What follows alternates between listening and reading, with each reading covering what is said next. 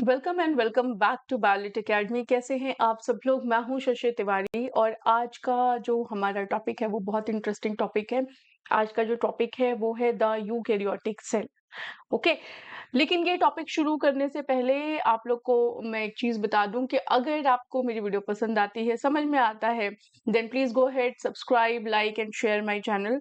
और if in case अगर आप मुझे इंस्टाग्राम पे फॉलो करना चाहते हैं या टेलीग्राम पे ज्वाइन करना चाहते हैं तो हैंडल आपके सामने स्क्रीन पे दिया हुआ है। Go ahead and follow me और ज्वाइन। ओके, सो बिना टाइम वेस्ट करते हुए हम शुरू करते हैं द यूकैरियोटिक सेल। अभी तक हमने पिछली वीडियोस में जो कुछ भी पढ़ा था वो हमने प्रोकैरियोटिक के बारे में पढ़ा था। Now it's time to learn about the eukaryotic cells. ठीक है, अब यूकैरियोट वर्ड क्या होता है? What does this mean? So यहाँ पे जो यू है, यू, इट मीन्स ट्रू।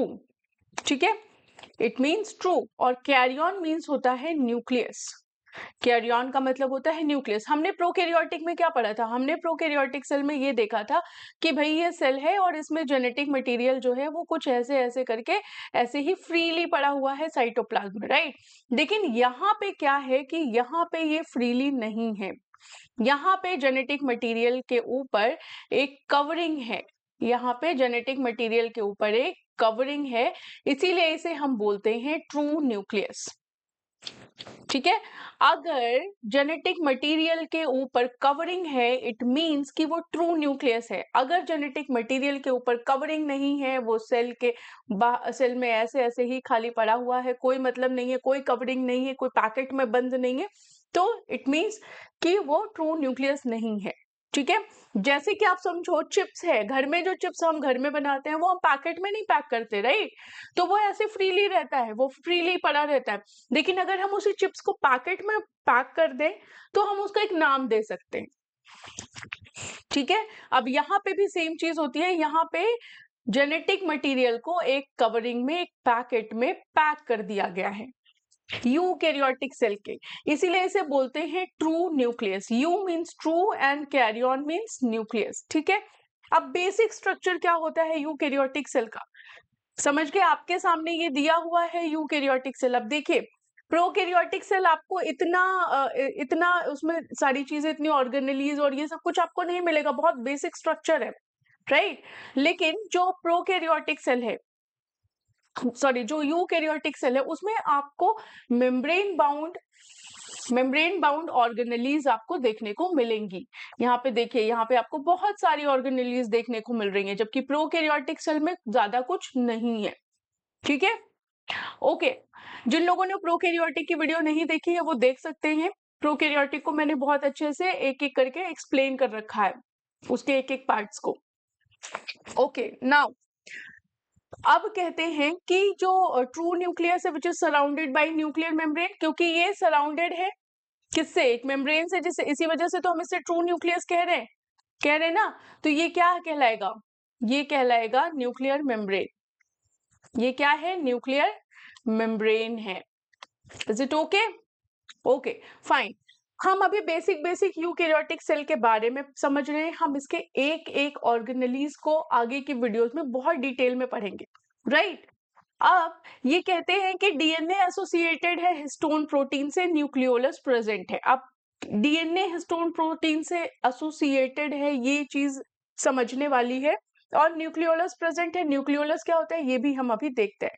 ठीक है, लेकिन एक चीज आप समझ लीजिए कि जो यूकैरियोटिक सेल है, ठीक है, इसको जो डिस्टिंग्विश किया था यूकैरियोटिक सेल को और प्रोकैरियोटिक सेल से, जो ये टर्म दिया था यूकैरियोटिक सेल, ठीक है, इसको डिस्टिंग्विश किया था ना किसी ने, तो इसको जो डिस्टिंग्विश किया था उनका नाम है एडवर्ड चैटन।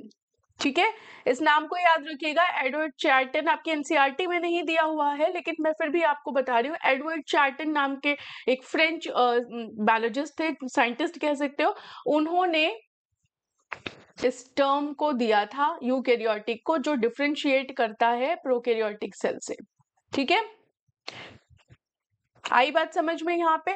अच्छा, यूकैरियोट्स क्या होते हैं? सो यूकैरियोट्स वो ऑर्गेनिजम्स होते हैं जिनके अंदर ट्रू न्यूक्लियस होता है, मेम्ब्रेन बाउंड ऑर्गेनेलीज होते हैं। यहाँ पे देखिए, हर ऑर्गेनेली के बाहर ना एक मेम्ब्रेन लगी होगी, समझ में आ रही है बात?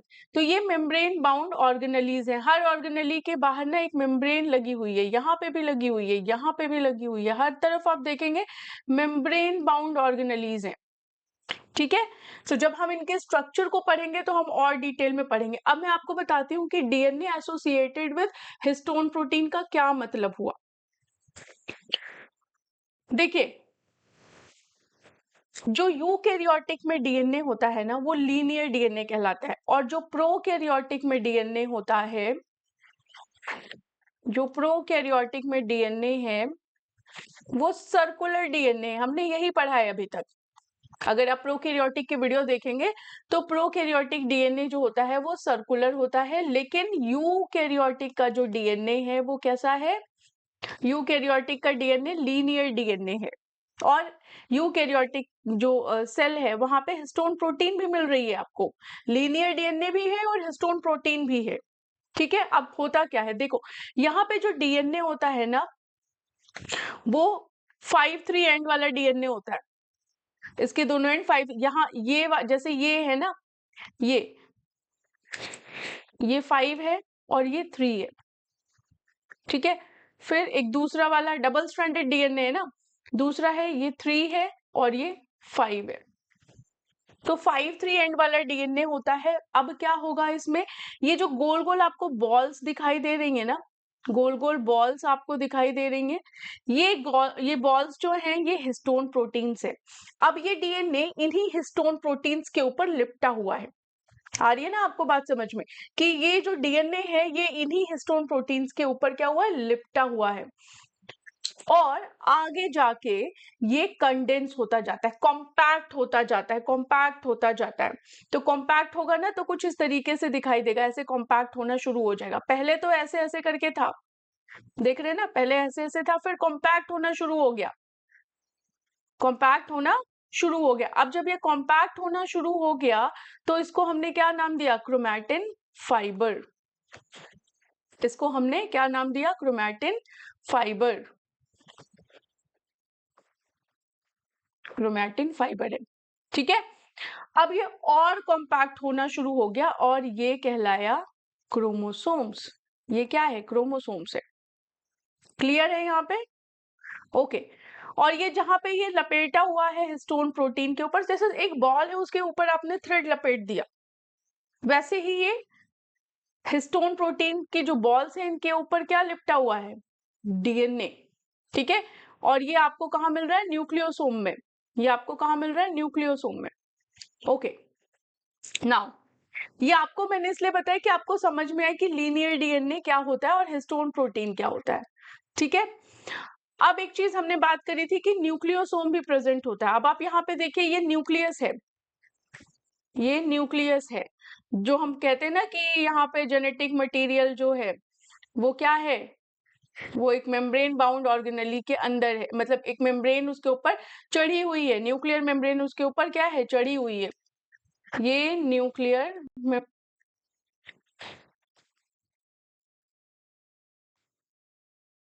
मेम्ब्रेन है। ठीक है, अब इसी में कि आपको गोल सा दिखाई दे रहा है, क्या है ये? न्यूक्लियोलस है। ये क्या है? न्यूक्लियोलस। ऐसे समझ लो, ये नाम दे देती हूँ, न्यूक्लियोलस। क्लियर है यहाँ पे? समझ में आई बात? तो आप ये देखिए कि ये जेनेटिक मटेरियल है किस तरीके से नूडल्स की तरह पड़ा हुआ है, ये कंडेंस फॉर्म में है ना। इसके ऊपर क्या है? कवरिंग है, इसके ऊपर कवरिंग है, यानी मेम्ब्रेन बाउंड है ये। क्लियर है? अब हम जब न्यूक्लियस पढ़ेंगे तो हम और डिटेल में पढ़ेंगे कि कैसे इसका स्ट्रक्चर होता है। अभी ये बेसिक बेसिक आप चीज समझ लीजिए कि यूकैरियोटिक सेल और प्रोकैरियोटिक सेल में फर्क क्या है। राइट,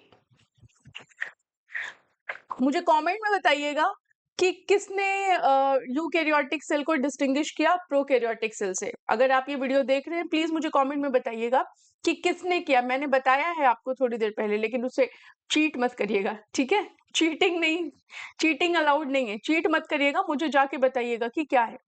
ओके, सो हमने ये समझ लिया कि डीएनए एसोसिएटेड है किससे? हिस्टोन प्रोटीन से। ये बात समझ में आ गई ना कि हिस्टोन प्रोटीन के बॉल है और उसी पे क्या है? डीएनए लपेटे हुए। ओके, फिर न्यूक्लियोलस प्रेजेंट है, ये भी क्लियर हो गया। ओके, यूकेरियोट्स किसे बोलते हैं? ऐसे सेल जिनके अंदर ट्रू न्यूक्लियस होता है, मेम्ब्रेन बाउंड ऑर्गेनेलीज होते हैं। फाइन, अब चलते हैं आगे। अब ये मेम्ब्रेन बाउंड ऑर्गेनेलीज है कौन कौन से? तो एक माइटोकॉन्ड्रिया है, ये है हमारा माइटोकॉन्ड्रिया। ये क्या है? माइटोकॉन्ड्रिया है भाई। ये जो माइटोकॉन्ड्रिया है ना, ये एनर्जी प्रोडक्शन करता है, पावर हाउस ऑफ सेल है ये, पावर हाउस ऑफ सेल। यहीं से सारी एनर्जी प्रोडक्शन होती है। एक सेल को जो एनर्जी मिलती है वो यहीं से मिलती है। एनर्जी किस फॉर्म में मिलती है? एटीपी के फॉर्म में मिलती है, राइट। देन दूसरा आता है एंडोप्लाज्मिक रेटिकुलम। ये जो न्यूक्लियस ये देख रहे हो आप, ये है न्यूक्लियस, ठीक है, जो पर्पल आपको दिखाई दे रहा है विच इज न्यूक्लियस। फाइन, अब इसके चारों तरफ आप देखो एंडोप्लाज्मिक रेटिकुलम लगा हुआ है। क्या लगा हुआ है? एंडोप्लाज्मिक रेटिकुलम है। ये क्या काम करता है? ये प्रोटीन और लिपिड का सिंथेसिस करता है, प्रोटीन और लिपिड का सिंथेसिस करता है, ठीक है। जब हम डिटेल में पढ़ेंगे तब मैं आपको बताऊंगी, एक ओवरव्यू आपको बस यहाँ पे लेना है, ठीक है। देन गोल्जी अपैरेटस, इसके नीचे क्या है? गोल्जी अपैरेटस है। गोल्जी अपैरेटस क्या करता है? पैकेजिंग करता है, जो प्रोटीन और लिपिड बन रहे हैं उनकी पैकेजिंग करेगा, सिक्रीशन का काम करता है। फिर ये लाइसोसोम है। ये क्या है? Lysosome. Lysosome is suicidal bag, suicidal bag of cell, ठीक है। ये क्या कर रहा है? डाइजेशन कर रहा है। और क्लोरोप्लास्ट आपको मिलेगा किसमें? क्लोरोप्लास्ट आपको मिलेगा प्लांट्स में मिलेगा, और काम क्या करेगा? फोटोसिंथेसिस का काम करेगा, ठीक है। खाना बनाने का काम कौन करेगा?